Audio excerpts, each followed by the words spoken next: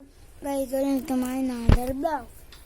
আমি এখানে বসে আছি, ওই যে ওখানে হাঁস খোলা আছে। আমার মাদের গ্রামের বাতাস দিয়ে এখানে আমার ছাগল আমাদের গরু বাচ্চা আছে, দেখাচ্ছি তারা।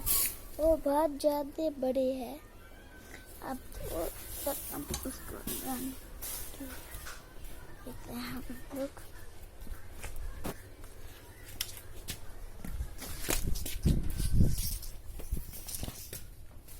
আমাদের গরুটা এখানে বসে আছে, দেখছেন?